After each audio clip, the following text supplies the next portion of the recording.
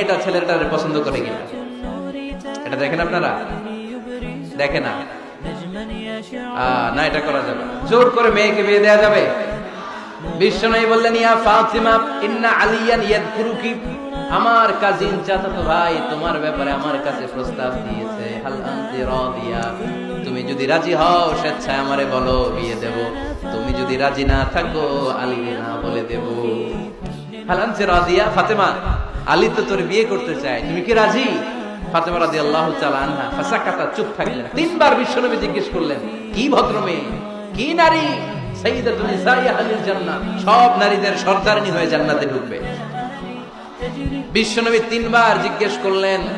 ফাতেমা রাদিয়াল্লাহু তাআলা আনহা সাকিতা, চুপ রইলেন। আসসুকুতু নিসফুর রিদা, চুপ থাকা সম্মতির অর্ধেক। বিশ্বনবী বুঝলেন যদি রাজি না থাকতো আমার মেয়ে না করে দিত, যেহেতু চুপ